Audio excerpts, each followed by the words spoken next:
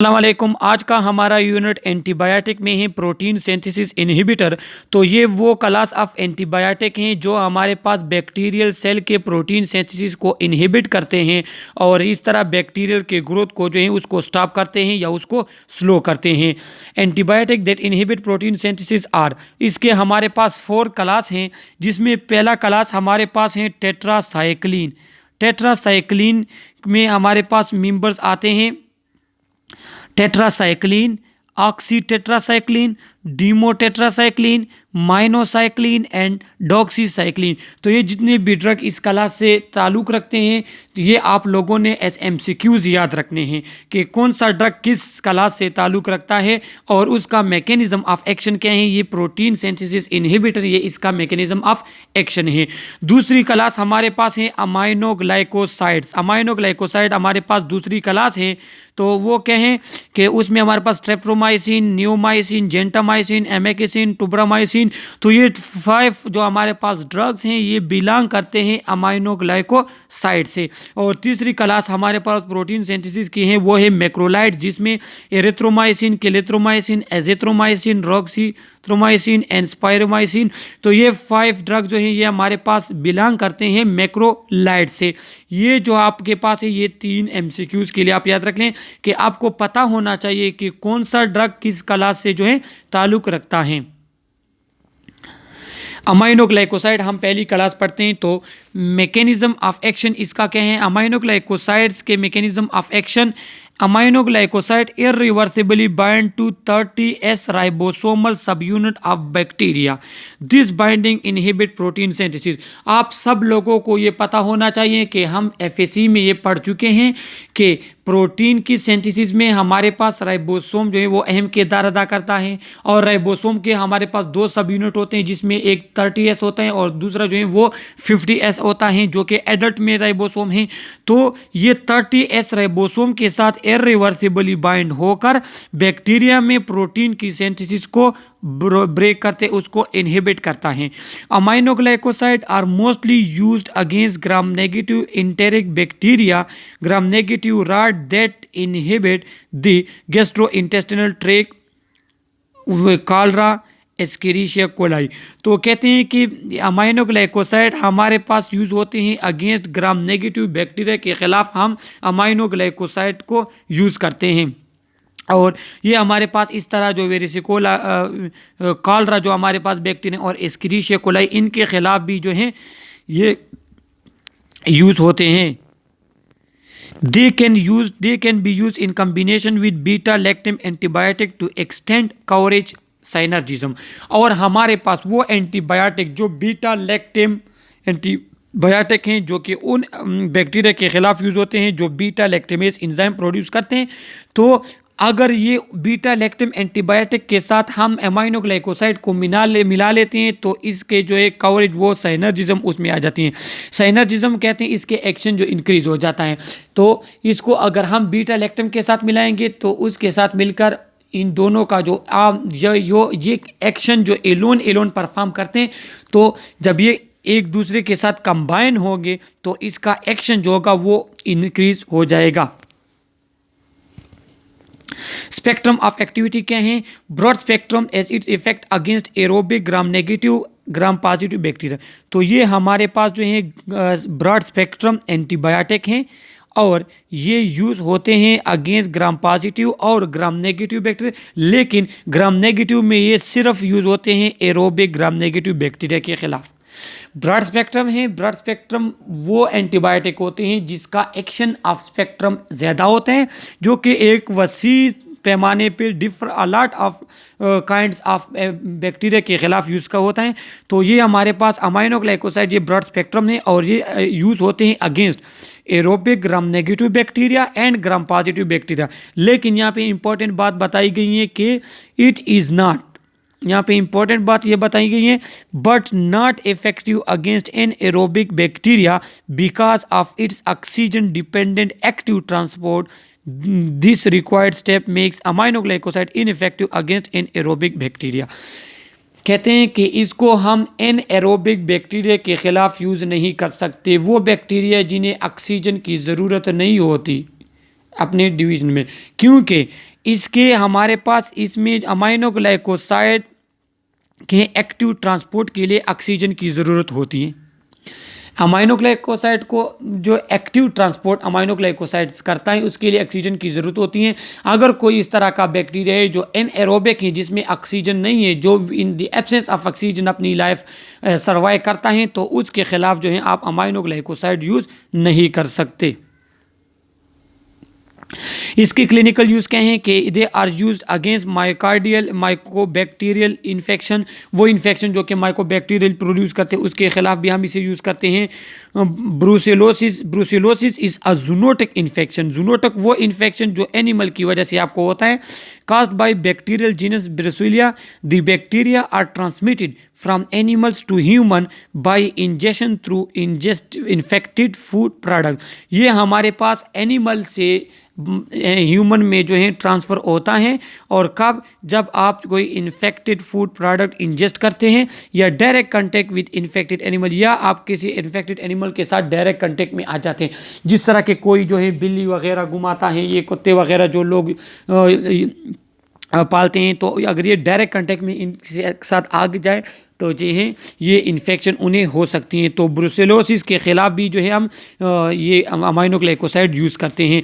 इसके बाद हमारे पास आता है plague. It is a disease that effect human and other mammal. Plague हमारे पास डिजीज़ है जो ह्यूमन और अदर एनिमल जो है उसको इफेक्ट करता है। It is caused by bacterium Yersinia pestis. ये वर्सीना पेस्टस के जो है ये हमारे पास प्लेग डिजीज़ है, इसको प्रोड्यूस करता है, और इसके ख़िलाफ़ फिर हम जो है अमाइनोग्लाइकोसाइड यूज़ करते हैं। और इसके बाद हमारे पास आता है tularemia. It is a serious infectious disease caused by intracellular bacterium Francisella tularensis. तो ये हमारे पास इन्फेक्शन है जो कि इस बैक्टीरिया से प्रोड्यूस होते हैं, तो इसके खिलाफ भी हम ये यूज़ कर सकते हैं। यहाँ पे मैं आप लोगों को दिखा दूँ कि ये कौन कौन सी इन्फेक्शंस हमारे पास हैं।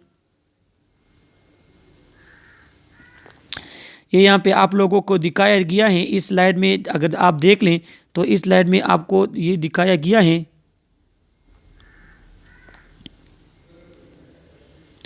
ये sign and symptom are similar to those. तो यहाँ पे आप देख लें, ये जो प्लेग हमें नज़र आता है, ये देख ले plague is infection disease caused by a bacterium Yersinia पेस्टस।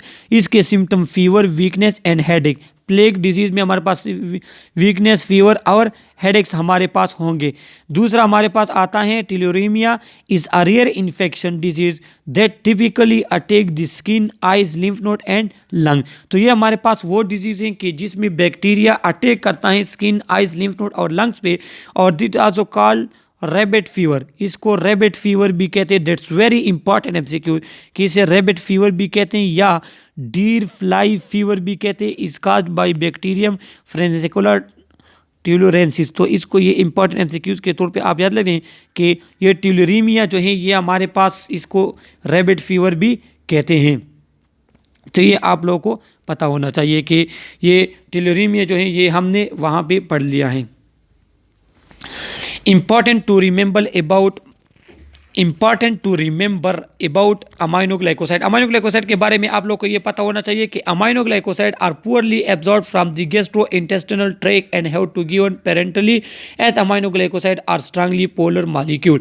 तो आपको पता होना चाहिए कि अमाइनोग्लाइकोसाइड हमारे पास वो स्ट्रांगली पोलर मॉलिक्यूल है, और अगर आप इसको ओरली थ्रू ओरल रूट अगर देते तो GI ट्रैक्ट में जो है इसकी डिग्रेडेशन हो जाती है, तो ये इसकी एब्जॉर्प्शन सही नहीं होती थ्रू GI ट्रैक्ट। तो इसलिए जो है आपने इसको थ्रू पेरेंटल रूट देना होगा, IV रूट आपने देना होगा, क्योंकि ये GI ट्रैक्ट के रूट में इसकी एब्जॉर्प्शन जो है वो कम होती हैं। They are limited by the kidney, they are eliminated by the kidney, therefore in kidney patient does need to be adjusted. और आपको पता होना चाहिए कि इसकी एलिमिनेशन हमारे पास होती है थ्रू किडनी, रेनल एलिमिनेशन इसकी होती है। सो लिहाजा आपने किडनी के पेशेंट में जो है इसके डोज वगैरह को चेक करना होगा, इसको एहतियात के साथ यूज़ करेंगे आप किडनी पेशेंट में। Aminoglycosides are bacteriocidal. अमाइनोग्लाइकोसाइड हमारे पास बैक्टीरियोसाइडल हैं, they kill the bacteria aminoglycoside do not cross the blood brain barrier but can cross placental barrier. हमारे पास ये अमाइनोग्लाइकोसाइड ये ब्लड ब्रेन बैरियर को क्रॉस नहीं कर सकते लेकिन प्लेसेंटा को क्रॉस कर सकते हैं। और ये इंपॉर्टेंट एमसीक्यूज है कि अमाइनोग्लाइकोसाइड को आप जो है प्रेग्नेंट वुमेन में फिर यूज़ नहीं करेंगे क्योंकि उनके साइड इफेक्ट होंगे बच्चों पे। छोटे बच्चा जो अभी फिटस हैं उस पर साइड इफेक्ट होंगे क्योंकि ये प्लेसेंटा को क्रॉस कर सकता है। ये नेफ्रोटॉक्सिक भी है, नेफ्रॉन जो किडनी टॉक्सिक भी है। And check renal function blood urea BUN stand for blood urea nitrate and creatinine. तो अमाइनोग्लाइकोसाइड देने से पहले आपने ब्लड यूरिया नाइट्रेट और क्रिएटिनिन लेवल चेक करना होगा ताकि आपको पता चल जाए कि किडनी किस लेवल तक फंक्शन करती है, तो तब जो है आप इसको एडमिनिस्टर करते हैं पेशेंट में। दूसरा हमारे पास मैक्रोलाइड्स आता है। Macrolides are protein synthesis inhibitor, ये भी प्रोटीन सिंथेसिस इनहिबिटर है। Mechanism of action, macrolide antibiotics do so by binding reversible to the P sites on 50S subunits. ये हमारे पास 50S subunits of bacterial ribosome पे attach हो जाता है। तो एमसीक्यूज यहाँ पे है कि अमाइनोग्लाइकोसाइड 30S राइबोसोम पे अटैच होते हैं लेकिन मैक्रोलाइड जो है वो हमारे पास 50S राइबोसोम सब यूनिट पे अटैच होते हैं और इसकी फंक्शन जो है वो बैक्टीरियल राइबोसोम के 50S राइबोसोम सब यूनिट पे अटैच होकर ये प्रोटीन सिंथेसिस को इनहिबिट करते हैं और बैक्टीरिया को डैमेज करते हैं और इससे बैक्टीरियोस्टेटिक हैं उनके ग्रोथ को जो है स्टॉप कर लेते हैं। This action is called bacteriostatic, इस एक्शन को बैक्टीरियोस्टैटिक कहते हैं। Macrolide are actively concentrated with in leukocytes and thus are transported into the site of infection. और इसकी ल्यूकोसाइड्स जो हैं इसमें जो है इसकी कंसंट्रेशन एक्टिवली कंसंट्रेट हो जाते हैं और ये उस जगह तक पहुंचाए जाते हैं जहां पे इन्फेक्शन होती है। तो ये इंपॉर्टेंट एमसीक्यूज हैं कि हमारे पास मैक्रोलाइड की इन्फेक्शन तक रसाई किस तरह होती है, इस तरह होती है कि ये हमारे पास ल्यूकोसाइड्स में जो है कंसंट्रेट हो जाता है और हमें पता है कि ल्यूकोसाइड्स WBC ये हमारे पास इन्फेक्शन के खिलाफ लड़ते हैं। तो जहाँ पे इन्फेक्शन होती है ये वहाँ तक पहुँच जाते हैं और अपना काम दे देता है। इसमें कॉमन ड्रग हमारे पास एरिथ्रोमाइसिन, क्लेरिथ्रोमाइसिन और एजिथ्रोमाइसिन जो ये कॉमन ड्रग्स हैं मैक्रोलाइड में। एंटीबैक्टीरियल स्पेक्ट्रम इसका कौन सा है? Erythromycin. This drug is effective against many of the same organism as penicillin G. ये हमारे पास उन ऑर्गेनिज्म के खिलाफ यूज़ होते हैं जिसके खिलाफ पेनिसिलिन जी हमारे पास यूज़ होती हैं। तो therefore it may be use in patient with penicillin allergy. तो अगर कोई पेशेंट है जिसमें आप पेनिसिलिन एंटीबायोटिक नहीं दे सकते तो उसमें आप क्या करेंगे, उसमें आप ये देंगे एरिथ्रोमाइसिन। इसका एक्शन सेम ही है जो पेनिसिलिन जीन के खिलाफ ऑर्गेनिज्म के खिलाफ होता है। केलेथ्रोमाइसिन है। अब ये देखो ये 3 टाइप ऑफ ड्रग हैं मैक्रोलाइड के। एरिथ्रोमाइसिन हमने पढ़ लिया, अब हम पढ़ते हैं clarithromycin. Clarithromycin has activity similar to erythromycin. इसकी एक्टिविटी एरिथ्रोमाइसिन के सेम है लेकिन but it also effective against Haemophilus influenzae, लेकिन ये हीमोफिलियस इन्फ्लुएंजा के खिलाफ भी यूज़ होता है। तो इसकी एक्टिविटी एरिथ्रोमाइसिन की जैसी है लेकिन उससे इम्प्रूवमेंट इसमें एक बात की है कि ये हीमोफिलियस इन्फ्लुएंजा के खिलाफ भी हम यूज़ करते हैं। Its activity against intracellular pathogen such as chlamydia, Helicobacter pylori is higher. और ये हमारे पास एरिथ्रोमाइसिन में इस चीज़ से भी आगे हैं कि ये क्लीमीडिया, हेलिकोबैक्टर पाइलोरी, क्लीमीडिया और जो इसमें इसके खिलाफ जो है ये एरिथ्रोमाइसिन से ज़्यादा इफेक्टिव है। हेलिकोबैक्टर पाइलोरी जिसे एच पाइलोरी भी कहते हैं, ये हमारे पास जो है अल्सर प्रोड्यूस करते हैं। 60% ऑफ अल्सर जो होते हैं स्टमक अल्सर वो एच पाइलोरी की वजह से होते हैं। तो इनके खिलाफ जो है clarithromycin is very effective then erythromycin. और तीसरा हमारे पास azithromycin that are more active against respiratory infection.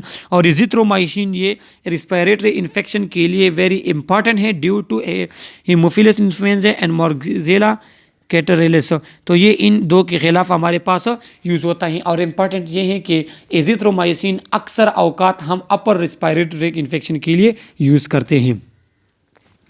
इसके adverse effect gastric distress and motility. ये गैस्ट्रिक जो हमारे पास GI ट्रैक है उसमें गैस्ट्रिक फंक्शन को जो उसमें डिस्ट्रेस प्रोड्यूस करते हैं, उसमें इबनॉर्मल मोटिलिटी प्रोड्यूस करते हैं। ऑटोटॉक्सिसिटी भी ये ईयर प्रॉब्लम भी प्रोड्यूस कर सकते हैं। एंड कोलिएस्टेटिक जॉन्डिस, ये जॉन्डिस भी हमारे पास प्रोड्यूस कर सकता है। ये इसके एडवर्स इफेक्ट है। जॉन्डिस लीवर के फंक्शंस को ये ख़राब कर सकता है।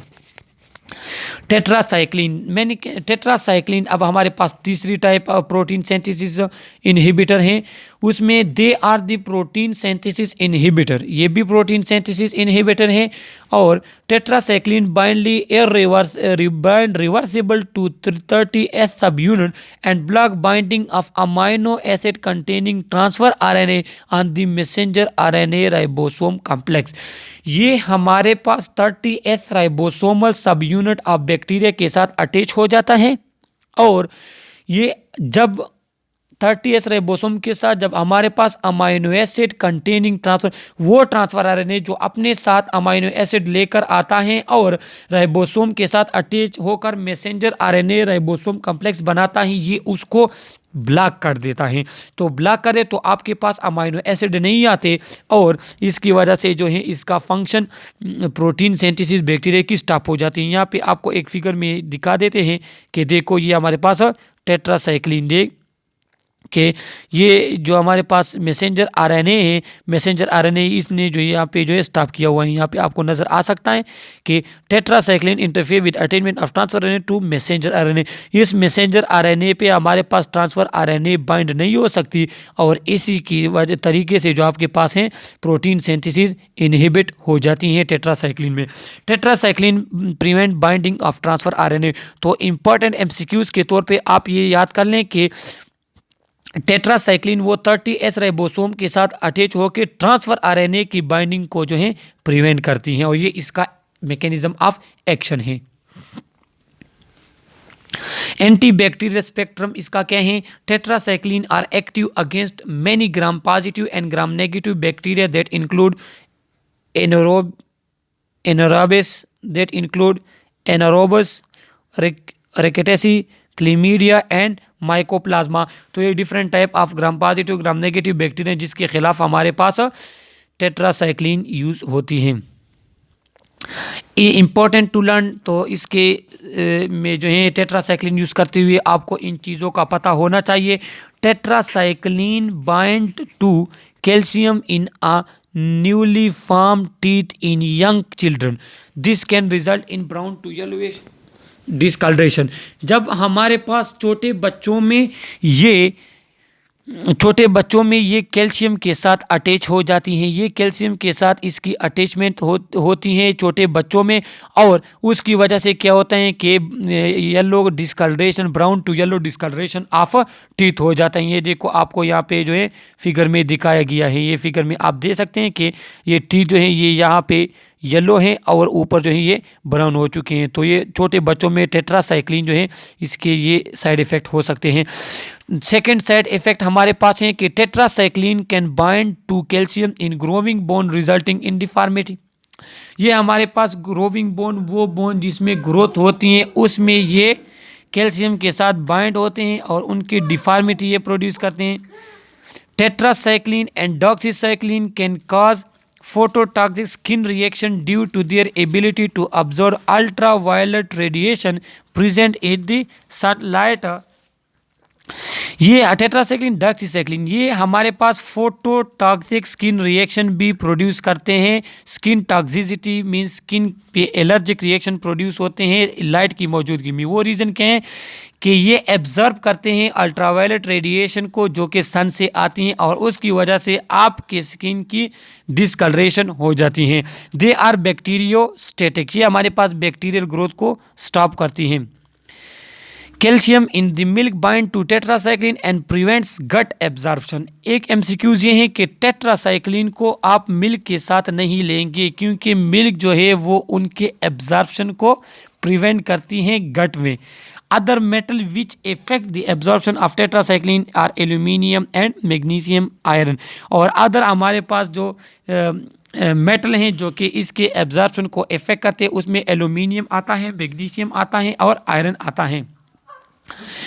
Tetracycline cross the placenta enter fetal circulation, accumulate in fetal bones, and if used during the second or third trimester may cause permanent discoloration of the fetus। Tetracycline हमारे पास placenta को cross कर सकता है और इसलिए जो पेशेंट मीन्स इस pregnant women में आप इसको यूज़ नहीं करते, क्योंकि जब ये प्लेसेंटा क्रॉस कर लेता है तो सेकेंड और थर्ड ट्राइमेस्टर में ये permanent discoloration of foetus skin कर देता है। Mechanism of action, different type of drug यहाँ पे आप लोग को दिखाए गए हैं कि क्लोरमफेनिकोल जो है वो क्या करेगा, they bind to 50S portion and inhibit formation of peptide bind. ये 50S के साथ बाइंड होकर पेप्टाइड बाइंड के फॉर्मेशन को इनहिबिट करता है। दूसरा हमारे पास है टेट्रासाइक्लिन। टेट्रासाइक्लिन मैंने आप लोग को बताया कि ये ट्रांसफर आरएनए की अटैचमेंट को प्रिवेंट करता है मैसेंजर आरएनए के साथ। और तीसरा हमारे पास streptomycin, it change shape of 30S ribosome cause code and messenger to be read incorrectly. ये हमारे पास 30S राइबोसोम की जो है उसके शेप को चेंज कर लेते हैं और मैसेंजर आरएनए फिर उसको रीड नहीं कर सकता।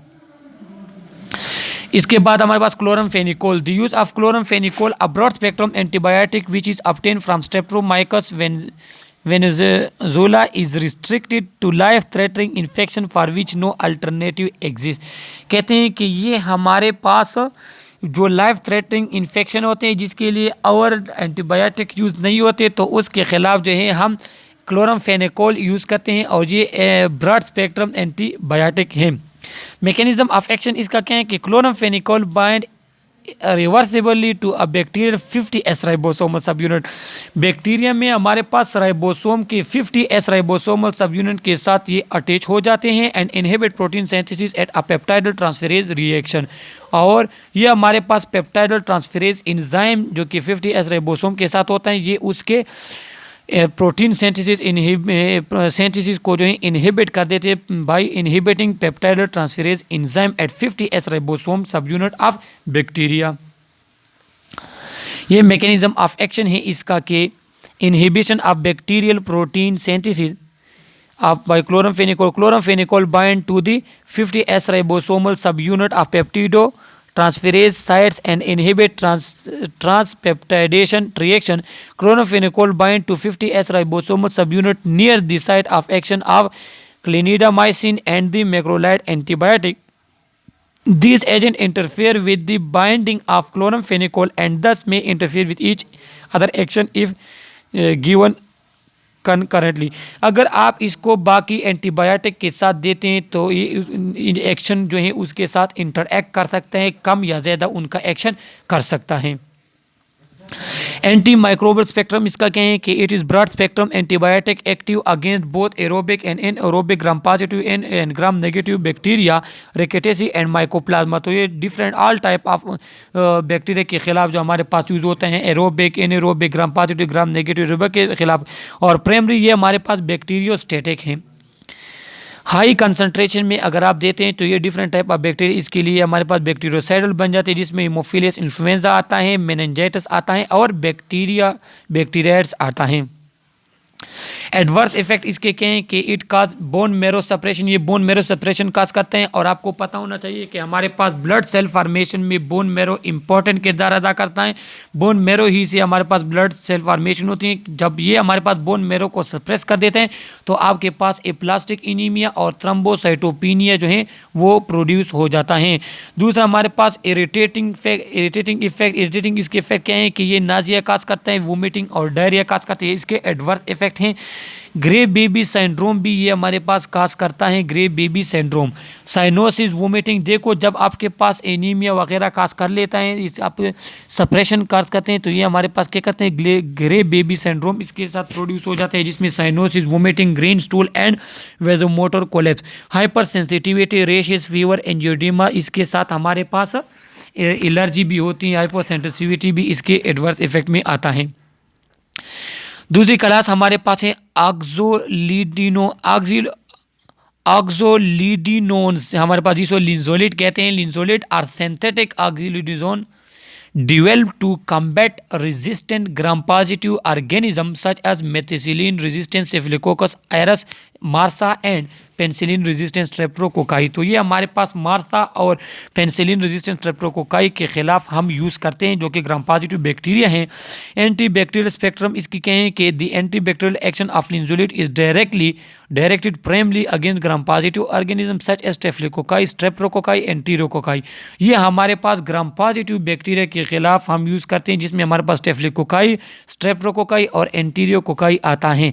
Like other agent that interfere with bacterial protein synthesis, linezolid is bacteriostatic. Linezolid हमारे पास बैक्टीरियोस्टेटिक हैं, however it is bacteriocidal against streptococci. लेकिन एमसीक्यूज ये हैं आपके पास कि ये बाकी बैक्टीरिया के लिए बैक्टीरियोस्टेटिक है, लेकिन स्ट्रेप्टोकोकाई के खिलाफ हमारे पास लिंजोलिड जो है वो बैक्टीरियोसाइडल हैं, वो किल करता है स्ट्रेप्टोकोकाई को। लिंजोलिड मैकेनिज्म ऑफ एक्शन जो है हमारे पास ये है कि it inhibit bacterial protein synthesis by binding to 50 ribosome subunit near the interference with 30। तो ये 30 और 50 राइबोसोमल सब यूनिट के साथ अटैच होके ये 50s राइबोसोमल यूनिट के साथ अटैच होते हैं near to 30s। Thus the information of initiation complex is prevented, और हमारे पास इनिशिएशन कॉम्प्लेक्स की फॉर्मेशन जो है वो प्रिवेंट हो जाती है। अब इनिशिएशन कॉम्प्लेक्स कहें कि जब हमारे पास मैसेंजर आरएनए और राइबोसोमल सब यूनिट आपस में अटैच हो जाते हैं प्रोटीन सिंथेसिस में, इसको कहते हैं इनिशिएशन कॉम्प्लेक्स। लेकिन ये प्रिवेंट करता है लिंजोलिड और बैक्टीरिया में एडवर्स इफेक्ट। लिंजोलिड के एडवर्स इफेक्ट कौन से हैं? माइलो सप्रेशन काज करता है, ये हमारे पास बोन मेरो सप्रेशन काज करता है, जिसमें फिर इसके साथ एडवर्स इफेक्ट क्या होंगे? एनीमिया होगा, ल्यूकोपीनिया होगा, पेनसाइटोपिनिया होगा, रिवर्सिबल थ्रोम्बोसाइटोपिनिया होगा, रिवर्सिबल न्यूट्रोपिनिया होगा, रिवर्सिबल ऑप्टिक न्यूरोपैथी। तो ये different type of adverse effect हैं लिंजोलिड के। डीएनए सिंथेसिस इनहिबिटर, अब ये दूसरी क्लास हमारे पास डीएनए सिंथेसिस इनहिबिटर। ये डीएनए वो बैक्टीरिया जो जिसमें डीएनए होता है ये उसके सिंथेसिस को इनहिबिट करता है, जिसमें हमारे पास फ्लोरोक्विनोलोन्स हैं। जनरल प्रॉपर्टीज इसकी क्या है कि सिंथेटिक एंटी माइक्रोबियल, ये सिंथेटिक एंटी माइक्रोबियल हैं, ये बैक्टीरियोसाइडल हैं, बैक्टीरिया को किल करते हैं। ब्रॉड स्पेक्ट्रम एंटीबायोटिक है। Quinolone can enter cell easily and therefore are often used to treat intracellular pathogen such as Legionella, pneumophila and Mycoplasma pneumoniae. तो कहते हैं कि क्विनोलिन इस ग्रुप का जो है एक ड्रग्स हैं, और ये हमारे पास सेल में इंटर हो जाता है। क्विनोलिन जो ये सेल में इजीली इंटर होता है, और वो हमारे पास माइक्रो ऑर्गेनिजम्स जो इंट्रासेलुलर होते हैं, विद इन सेल होते हैं, इसको किल करने में अहम किरदार अदा करते हैं, जिसमें ल्यूजिनिला, न्यूमोफिलिया आता है, माइकोप्लाज्मा न्यूमोनिया आता है। कॉमन क्विनोलिन्स हमारे पास कौन थे? सिप्रोफ्लॉक्सासिन, जेमिफ्लॉक्सासिन, लेवोफ्लॉक्सासिन, मॉक्सीफ्लॉक्सासिन, नॉर्फिफ्लॉक्सासिन और अफ्लोक्सासिन। तो ये डिफरेंट टाइप ऑफ क्विनोलिन हमारे पास हैं। ये इसका एक्शन है कि ये डीएनए प्रोडक्शन, डीएनए फॉर्मेशन को जो है ये को यहाँ पे इसने स्टॉप किया हुआ है, और यहाँ पे आप देखते हैं इसको स्टॉप किया हुआ है। तो ये डीएनए फॉर्मेशन जो उसको ब्लॉक करता है, उसको डीएनए फॉर्मेशन नहीं होने देता। ये आपका मैकेनिज्म ऑफ एक्शन है कि मैकेनिज्म ऑफ एक्शन इसका क्या होता है कि फ्लोरोक्विनोलिन्स बाइंड टू, ये देखो यहाँ पे नजर आ रहा है कि fluoroquinolones bind to two nuclear enzyme inhibiting DNA replication. ये दो न्यूक्लियर एंजाइम के साथ बाइंड होकर डीएनए रिप्लिकेशन को जो इफेक्ट करता है। उसमें क्या, उसमें टोपो आइसोमेरेज 5 आता है और डीएनए गायरेज, ये दो एंजाइम को इफेक्ट करके डीएनए की फॉर्मेशन को जो है सिंथेसिस को उसको स्टॉप करती हैं। एक्शन इसका कहें कि फ्लोरोक्विनोलिन ब्लॉक बैक्टीरियल डीएनए सिंथेसिस, ये बैक्टीरियल डीएनए सिंथेसिस को जो है ब्लॉक करते हैं। किस तरह?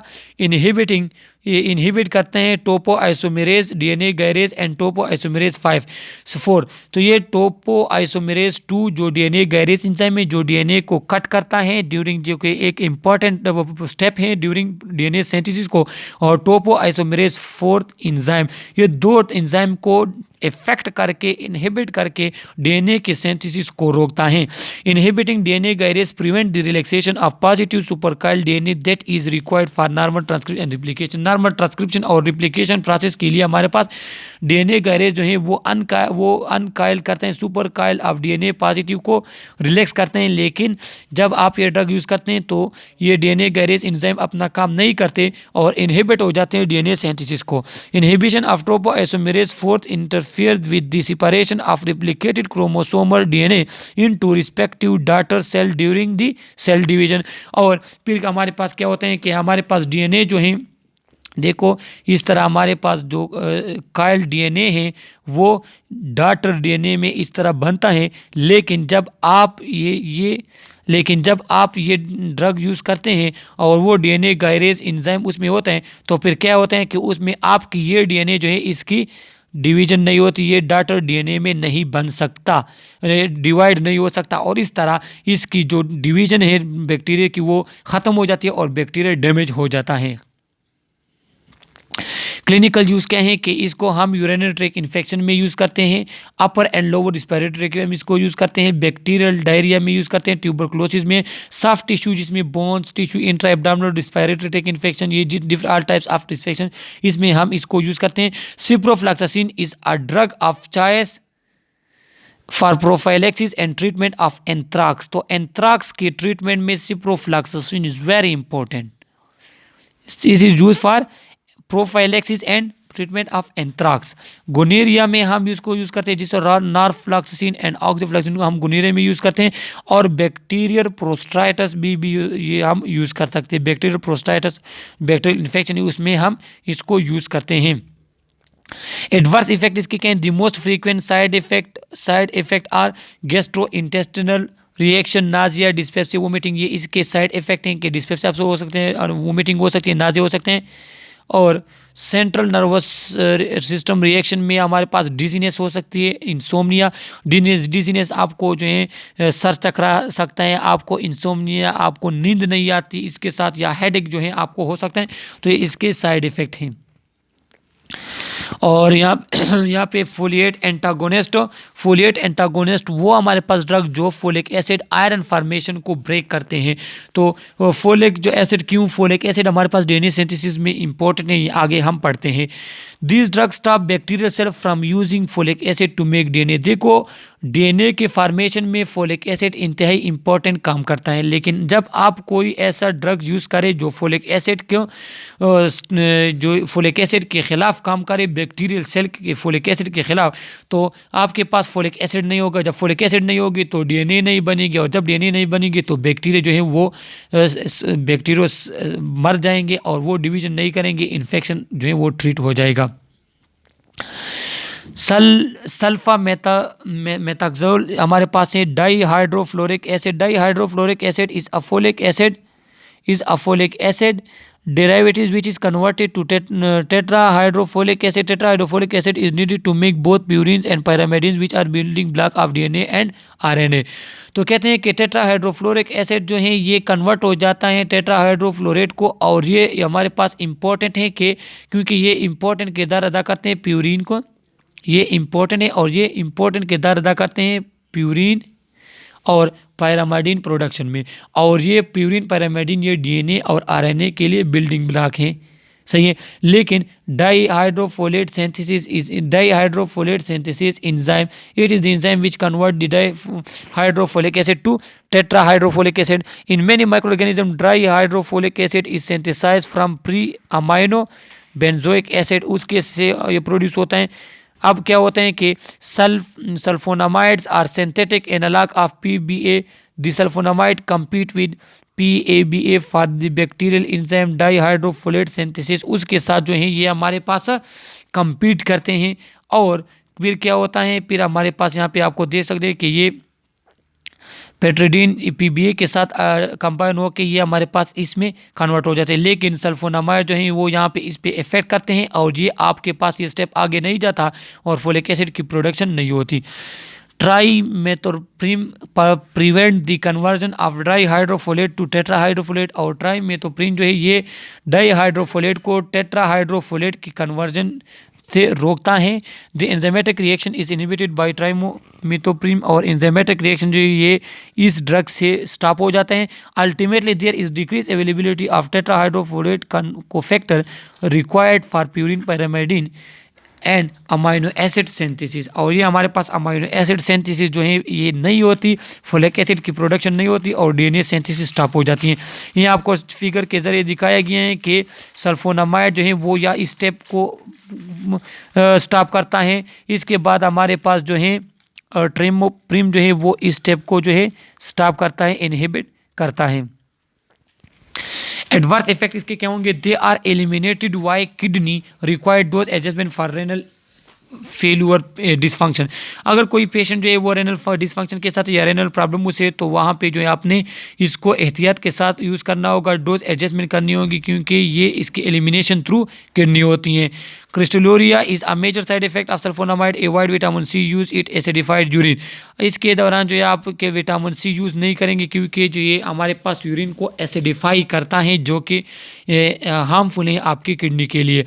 मेगेलोब्लास्टिक इनीमिया, ल्यूकोपीनिया, थ्रोम्बोसाइटोपिनिया में आकर विड्यूज ऑफ कार्ट्रिमेक्सोल, और कार्ट्रिमेक्सोल जो है चूँकि देखो ये हमारे पास आयरन की प्रोडक्शन को ब्रेक करता है बैक्टीरिया में, तो कभी कभार ये इसके एडवर्स इफेक्ट आपके बॉडी में भी आयरन प्रोडक्शन को इफेक्ट करता है, जिसकी वजह से आपके पास मेगलोब्लास्टिक इनीमिया आ जाता है, ल्यूकोपीनिया, थ्रोम्बोसाइटोपिनिया आ जाता है। इसलिए मेगलोब्लास्टिक इनीमिया के जब आपके पास आरबीसी के साइज जो हैं एबनॉर्मल बड़े हो जाते हैं। Due to danger of Carnivorous sulfur drug should be avoided in newborn and infant less than 2 month of age, और आपने जो है इसको 2 month of age पे बच्चों में इसको यूज़ नहीं करने, क्योंकि ये हमारे पास कार्निक्टेरस जो केराटिन प्रोटीन की जो बीमारी है ये वो प्रोड्यूस करता है। तो ये हमारे जो हैं आज के रिमेनिंग एंटीबायोटिक थे। इसमें अगर आप लोगों को कोई क्वेश्चन वगैरह हो तो थ्रू कमेंट्स आप हमसे पूछ सकते हैं। Okay, thank